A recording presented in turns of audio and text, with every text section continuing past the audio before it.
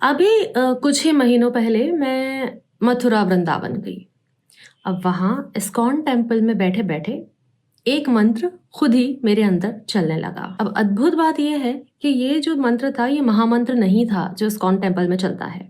ये कुछ दूसरा मंत्र था जो खुद ही मेरे अंदर चालू हो। मैं खुद भी थोड़ी-सी सरप्राइज़ थी कि मैं सुन कुछ और रही हूँ और मेरे अंदर चल कुछ और रहा है। अब अ, हमारे अंदर मंत्र चलने का मतलब कैसे होता है उसको थोड़ा-सा समझते हैं।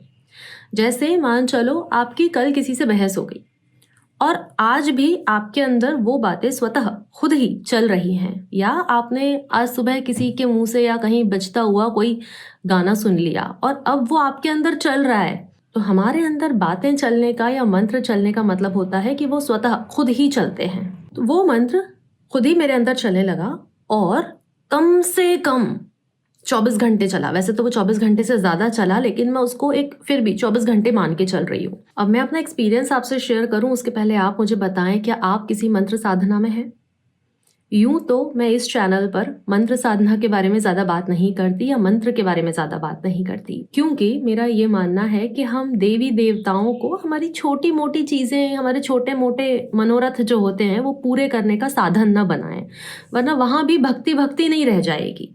तो भक्ति से जो आनंद आता है वो भी नहीं रहेगा, क्योंकि आपको जो मोटिव है भक्ति करने का, जो प्रोसेस फॉलो करने का, वो कुछ और पाना है, तो आपका सारा ध्यान वो पाने पर लगा रहेगा।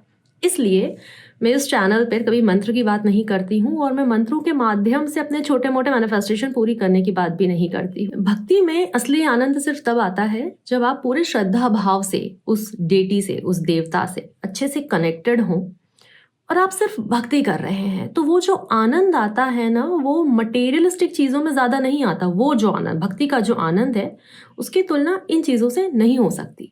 लेकिन इस बात को कतई नहीं नकारा जा सकता कि मंत्र और मंत्र में जो शब्द यूज़ होते हैं, उनमें अपने आप में बहुत बड़ी शक्ति होती है। उस शक्ति की नॉर्मली तुलना नहीं की जा सकती है। तो एक मंत्र क्या-क्या काम करता है, आज उस टॉपिक पर अपन बात करेंगे। मंत्र साधना को आप अपने दैनिक जीवन में, अपने डेली रूटीन में कैसे उतार सकते हैं, उस पर बात करेंगे। तो क्या हो अगर मैं आपसे कहूँ कि आपके मुख से जो निकले हुए शब्द होते हैं, उनमें इतनी ज़्यादा पावर होती है कि वो वैसे ही आपकी लाइफ ट्रांसफॉर्म कर सकते हैं।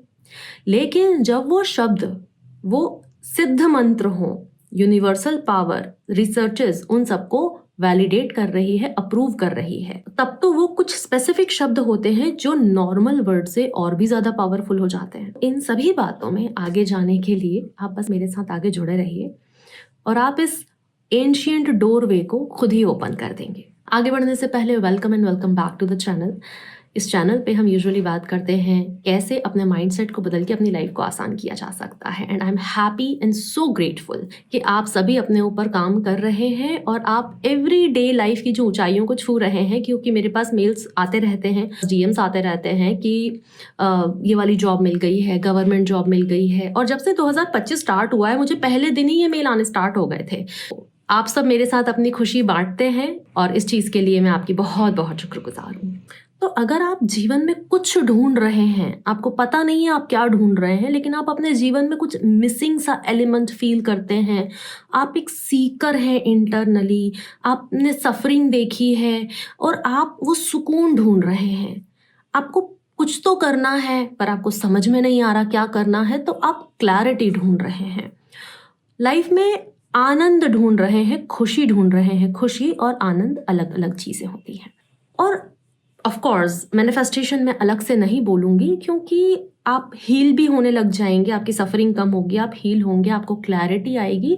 और मैनिफेस्टेशन इन सभी चीज़ों का एक बाय प्रोडक्ट होता है। ये एक संस्कृत वर्ड का कॉम्बिनेशन है, मनस त्र। मनस मतलब माइंड, त्र मतलब टूल।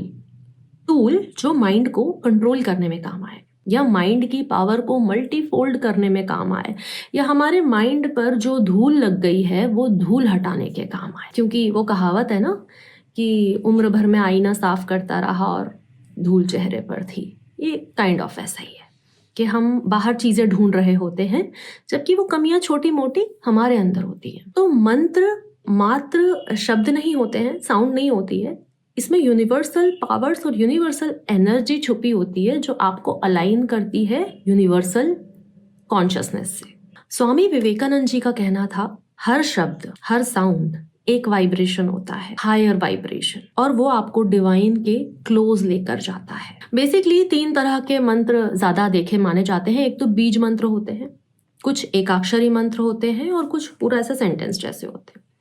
तो एक तो बीज मंत्र होते हैं, दूसरे कुछ कस्टमाइज्ड मंत्र होते हैं जो सिर्फ गुरु के सानिध्य में होते हैं, कि आपकी लाइफ का एक पूरा जो एरिया है, एक एरिया बड़ा तकलीफ दे है, आपको छोटी छोटी चीजें वहां नहीं प्राप्त हो रही है, आपकी लाइफ बड़ी मुश्किलों से होकर गुजर रही है, आपका पूरा खानदान मुसीबत से गुजरता है, और आप चाहते हैं मैं किसी ऐसी देवी देवता की पूजा करूं जहां से मेरी वो सारी मुश्किलें हल हो जाएं।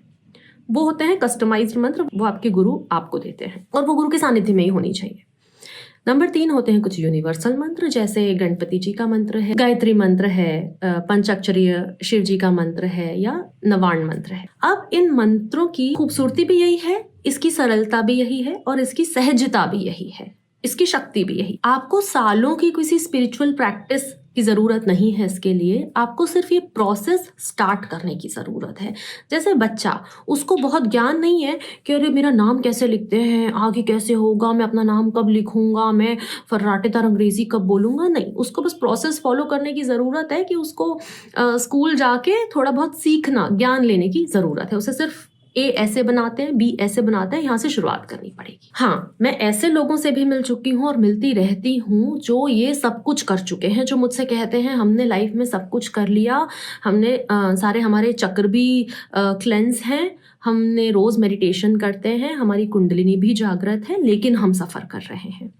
इन दैट केस, ऐसे मामलों में मैं आपसे सिर्फ एक ईमेल और व्हाट्सएप दूर हूँ। मेरा ईमेल और व्हाट्सएप दोनों आपको स्क्रीन और डिस्क्रिप्शन में मिल जाएगा, क्योंकि अगर हमारा कार्मिक बहुत स्ट्रांग है, प्रारब्ध जिसको बोलते हैं, अगर हमारे प्रारब्ध बड़े जटिल हैं, बहुत स्ट्रांग है, तो सिर्फ सबकॉन्शियसली काम नहीं होता, और अगर होता है तो वो उतना ज़्यादा टाइम लेता है।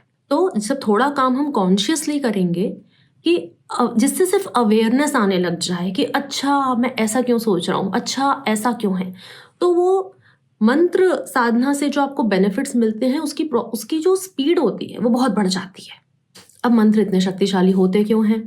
वाइब्रेशनल एनर्जी है जो आपके फोकस और इंटेंशन के साथ जुड़कर काम करती है। मतलब एक एनर्जी, हर एक बार जब आप एक मंत्र बोलते हैं तो उसकी एनर्जी आपके अंदर प्रोड्यूस होती है, और वो अगर आपने उस एनर्जी को डायरेक्शन दे रखा है कि तुम्हें इस दिशा में आगे बढ़ना है, तो वो एनर्जी आपको वहां लेकर आगे जाती है। जरूरी नहीं है हर वो इंसान जो मंत्र साधना कर रहा है वो उस मंत्र की शक्ति को संभाल पाए, इसीलिए बोलते हैं गुरु के सानिध्य की जरूरत होती है। कई बार वो जो एनर्जी रहती है वो गुस्से में बाहर निकल रही होती है, या लस्ट में बाहर निकल रही होती है, कि आप बहुत लस्टफुल हो जाते हैं, आपको हर दूसरे तीसरे व्यक्ति के प्रति आकर्षण हो रहा है, आपकी एनर्जी वहां वेस्ट होती जा रही है, आपकी जो बॉडी है, जो वेसल है, वो उस एनर्जी को संभाल नहीं पा रहा, या आप आउट ऑफ अर्ज, आउट ऑफ ड्राइव्स अपनी एनर्जी वेस्ट कर रहे हैं। मतलब वो सेम बात होती है ना, एक इंसान जिसने ज्यादा पैसा कभी देखा नहीं है अपनी लाइफ में, उसको एकदम से ज्यादा पैसा मिल गया, तो या तो वो ड्रिंक करने लग जाएगा, गैम्बलिंग में लग जाएगा, बहुत सारी शॉपिंग कर ली, तो पैसा वेस्ट कर रहा है, वो तब भी पैसे को इन्वेस्ट नहीं कर रहा है।